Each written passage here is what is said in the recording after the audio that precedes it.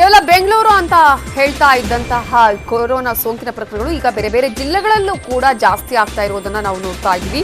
ಅಂತೂ ಇಂತೂ ಕೊರೋನಾ ಸೋಂಕು ಲಕ್ಷವನ್ನ ದಾಟಿ ಹೋಗಿ ಆಗಿದೆ. ರಾಜ್ಯ ಸೋಂಕಿನ ಸುಳಿಗೆ ಬಿದ್ದು 5 ತಿಂಗಳಾಗ್ತಾ ಇದ್ರು ಸರ್ಕಾರದ ಎಡವಟ್ಟುಗಳೂ ನಿಂತಿಲ್ಲ. ಸೋಂಕಿತರ ಸಾಮಾನ್ಯ ರೋಗಿಗಳ ಪರದಾಟವೂ ಕಡಿಮೆಯಾಗಿಲ್ಲ. ರಾಜ್ಯ ನಾವು ಸಕಲ ರೀತಿಯಲ್ಲೂ ರೆಡಿ, ಯಾವುದೇ ತೊಂದರೆ ಇಲ್ಲ ಅಂತ ಹೇಳಿದ್ರು ಅವಾಂತರಗಳು ಮಾತ್ರ ಕಡಿಮೆ ಆಗ್ತಾನೇ ಇಲ್ಲ.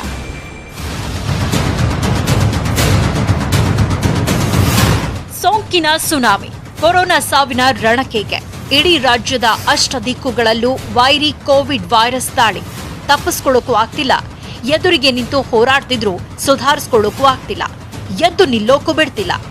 ಲಾಕ್ಡೌನ್ಗೂ ಜಗ್ಗದೆ ಬಗ್ಗದೆ ಕಳೆದ 5 ತಿಂಗಳಿನಿಂದ ದಾಳಿ ಮಾಡ್ತಾ ಇರೋ ಕೊರೋನಾ ಕಂಟಕ ಒಂದೆಡೆಯಾದ್ರೆ ಪರದಾಟಗಳು ಸಂಕಟಗಳು ಕೂಡ ಜೋರಾಗ್ತಾ ಇವೆ. ಅವಾಂತರಗಳಿಗೆ ಕೊನೆಯೇ ಇಲ್ಲದಂತಾಗಿದೆ.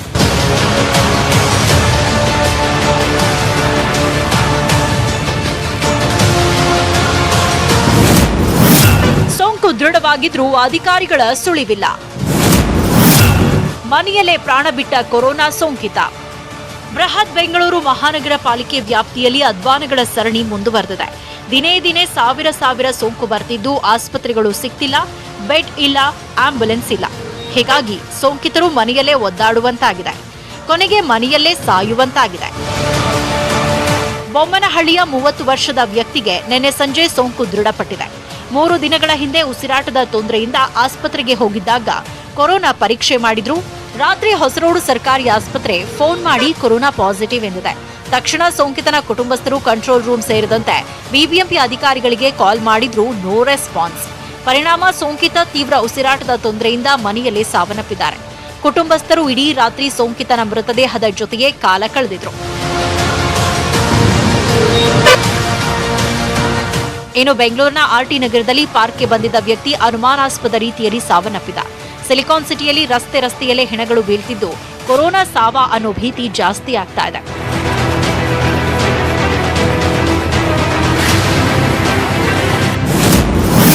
ಆರು ದಿನದ ಅಂತರದಲ್ಲಿ ತಾಯಿ ಮಗ ಸಾವು. ಆಸ್ಪತ್ರೆ ಸೇರುವ ದಾರಿಯಲ್ಲೇ ಕಣ್ಮುಚ್ಚಿದ ಯುವಕ. ಕೊರೋನಾ ಅದೆಷ್ಟು ಕಣ್ಣೀರ ಕಥೆಗಳಿಗೆ ಕಾರಣವಾಗಿದೆ ಅನ್ನೋದಕ್ಕೆ ಚಿಕ್ಕಮಗಳೂರಲ್ಲಿ ನಡೆದಿರೋ ಈ ಘಟನೆಯೇ ಸಾಕ್ಷಿ. ಈ ಕುಟುಂಬದಲ್ಲಿ ತಂದೆ ತಾಯಿ ಇಬ್ಬರಿಗೂ ಪಾಸಿಟಿವ್ ಬಂದಿತ್ತು. ಅಪ್ಪ ಅಮ್ಮನಿಗೆ ಕೊರೋನಾ ಸೋಂಕು ತಗುಲಿದೆ ಅನ್ನೋದನ್ನ ತಿಳಿದ ಪುತ್ರ ತನ್ನ ಪತ್ನಿ ಹಾಗೂ ತಮ್ಮನೊಂದಿಗೆ ವಾರದ ಹಿಂದೆ ಪರೀಕ್ಷೆಗೊಳಗಾಗಿದ್ದ. ಆದ್ರೆ 5 ದಿನದ ಹಿಂದೆ 58 ವರ್ಷದ ತಾಯಿ ಕಣ್ಮುಚ್ಚಿಬಿಟ್ರು. ವಾರ ಕಳೆದ್ರೂ ಮೃತ ತಾಯಿಯ ಮಕ್ಕಳು ಸೊಸೆಯ ರಿಪೋರ್ಟ್ ಬರಲೇ ಇಲ್ಲ. ಈ ಮಧ್ಯೆ ಸಾವು ಬದುಕಿನ ನಡುವೆ ಹೋರಾಟ ನಡೆಸಿದ ಹಿರಿಯ ಪುತ್ರನು ಕಣ್ಮುಚ್ಚಿಬಿಟ್ಟ. ಆರೋಗ್ಯ ಇಲಾಖೆ ನಿರ್ಲಕ್ಷ್ಯಕ್ಕೆ ಕುಟುಂಬಸ್ಥರು ಹಿಡಿ ಶಾಪ ಹಾಕಿದ್ರು.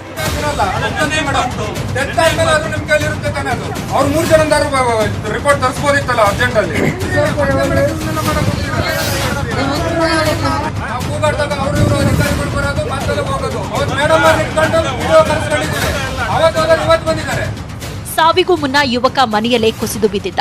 ಮೊನ್ನೆ ರಾತ್ರಿ ಆಂಬ್ಯುಲೆನ್ಸ್ಗೆ ಕರೆ ಮಾಡಿದ್ರು ಬಂದಿದ್ದು ನಿನ್ನೆ ಮಧ್ಯಾಹ್ನ. ಈ ವೇಳೆಗೆ ಕುಸಿದು ಬಿದ್ದಿದ್ದ ವ್ಯಕ್ತಿ ಬದುಕುವ ಆಸೆಯಿಂದ ಆಂಬ್ಯುಲೆನ್ಸ್ ಹತ್ತಿದ್ದ. ಆದ್ರೆ ಆಸ್ಪತ್ರೆ ಸೇರುವ ಮುನ್ನವೇ ಶಾಶ್ವತವಾಗಿ ಕಣ್ಮುಚ್ಚಿದ್ದ. 2 ತಿಂಗಳ ಹಿಂದಷ್ಟೇ ಮದುವೆಯಾಗಿದ್ದವನು ತಾಯಿಯ ಬೆನ್ನಲ್ಲೇ ತಾನು ಜೀವ ಬಿಟ್ಟಿದ್ದ. ಇದೀಗ ಮೃತನ ವರದಿ ಪಾಸಿಟಿವ್ ಬಂದಿದ್ದು ಡಿಸಿ ಮಾತ್ರ ಇಲಾಖೆಯ ತಪ್ಪೇನಿಲ್ಲ ಅಂತಿದ್ದಾರೆ.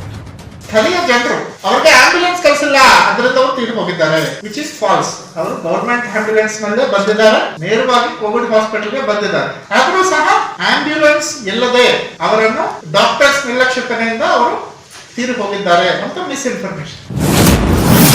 ಮೈಸೂರಲ್ಲಿ ಮನೆಯಲ್ಲೇ ಪ್ರಾಣ ಬಿಟ್ಟ ಮಹಿಳೆ. ಗಂಡ ಆಸ್ಪತ್ರೆಯಲ್ಲಿ, ಹೆಂಡತಿ ಮೃತದೇಹ ಮನೆಯಲ್ಲಿ. ಇದು ಮತ್ತೊಂದು ದುರಂತ. ಮೈಸೂರಲ್ಲಿ ಜೆಕೆ ಟೈರ್ಸ್ ಕಂಪನಿಯ ಸೋಂಕಿತ ನೌಕರನ ಪತ್ನಿ ಮನೆಯಲ್ಲೇ ಪ್ರಾಣ ಬಿಟ್ಟಿದ್ದಾರೆ. ಕೊರೋನಾ ಸೋಂಕಿನಿಂದ ಜೆಕೆ ಟೈರ್ಸ್ ಕಂಪನಿ ನೌಕರ ಕೋವಿಡ್ ಆಸ್ಪತ್ರೆಗೆ ದಾಖಲಾಗಿದ್ರು. ಅವರ ಪತ್ನಿ ಲಕ್ಷ್ಮೀಕಾಂತ ನಗರದಲ್ಲಿನ ಮನೆಯಲ್ಲಿದ್ರು. ಆದರೆ ಕಳೆದ 2 ದಿನಗಳಿಂದ ಮಹಿಳೆ ಮನೆಯಿಂದ ಹೊರಬಂದಿರಲಿಲ್ಲ. ಅನುಮಾನಗೊಂಡು ಸ್ಥಳೀಯರು ಬಾಗಿಲು ಒಡೆದಾಗ ಮಹಿಳೆ ಮನೆಯಲ್ಲಿ ಹೆಣವಾಗಿದ್ರು. ಸಾವಿನ ಬಳಿಕ ಮಹಿಳೆಗೆ ಕೊರೋನಾ ಪರೀಕ್ಷೆಯಲ್ಲಿ ಪಾಸಿಟಿವ್ ಬಂದಿದೆ. ಸೋಂಕಿತ ನೌಕರರ ಕುಟುಂಬಸ್ಥರ ಅಳಲು ಕೇಳದ ಕಾರ್ಖಾನೆಯ ಆಡಳಿತ ಮಂಡಳಿ ವಿರುದ್ಧ ಆಕ್ರೋಶ ವ್ಯಕ್ತವಾಯಿತು. ಇನ್ನು ಶಿವಮೊಗ್ಗದ ಮೆಗಾನ್ ಆಸ್ಪತ್ರೆಯಲ್ಲೂ ಇದೇ ಅವಾಂತರ. ಕೆಆರ್ಪುರಂ ನಿವಾಸಿ 60 ವರ್ಷದ ವ್ಯಕ್ತಿ ನಿನ್ನೆ ಮಧ್ಯಾಹ್ನ ಉಸಿರಾಟದ ತೊಂದರೆಯಿಂದ ಕೋವಿಡ್-19 ಆಸ್ಪತ್ರೆಗೆ ದಾಖಲಾಗಿದ್ರು.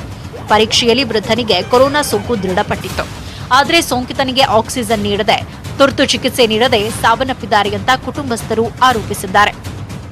ಸರಿಯಾಗಿ ಡಾಕ್ಟರ್ ಬಂದು ಸ್ಪಂದಿಸ್ತಾ ಇಲ್ಲ, ಸರಿಯಾಗಿ ನರ್ಸ್ಗಳು ಬಂದು ಸ್ಪಂದಿಸ್ತಾ ಇಲ್ಲ, ವೆಂಟಿಲೇಟರ್ಸ್ ಇಲ್ಲ, ಆಕ್ಸಿಜನ್ ತುಂಬಿಲ್ಲ ಗ್ಲಾಸ್ಗಳಲ್ಲಿ. ಆ ಟಾಯ್ಲೆಟ್ ತುಂಬೋಗ್ಬಿಟ್ಟಿದೆ, ಟಾಯ್ಲೆಟ್ ತುಂಬೋಗ್ಬಿಟ್ಟು ಹೊರಗೆ ಹೋಗ್ತಾ ಇದೆ ನೀರು ಟಾಯ್ಲೆಟ್ ಇಂದು. ಕ್ಲೀನ್ ಮಾಡೋರು ಯಾರಿಲ್ಲ. ಡಾಕ್ಟರ್ ಬಂದು ಪೇಷಂಟ್ ಗೆ ಕೇಳ್ತಾ ಇಲ್ಲ, ಯಾವಾಗ ತಗ ಸ್ವಾಮಿ ಇದು ನಡೆಯೋದು? ನೋಡಿ ಬನ್ನಿ, ಯಡಿಯೂರಪ್ಪನವರೇ, ಈಶ್ವರಪ್ಪನವರೇ ಬಂದು ನೋಡಿ. ಕೊರೋನಾ ಕೂಪದ ಮಧ್ಯೆ ಬೇಯ್ತಾ ಇರೋ ರಾಜ್ಯದಲ್ಲಿ ಸಮಸ್ಯೆಗಳ ಸರಮಾಲೆ ನೊಂದವರ ಒಡಲು ಸುಡುತ್ತಿದೆ. ಆಡಳಿತ ವ್ಯವಸ್ಥೆಯ ಇಂತಹ ನಿರ್ಲಕ್ಷ್ಯದಿಂದ ರಾಜ್ಯದಲ್ಲಿ ಸೋಂಕು ಲಕ್ಷ ದಾಟಿರೋದು.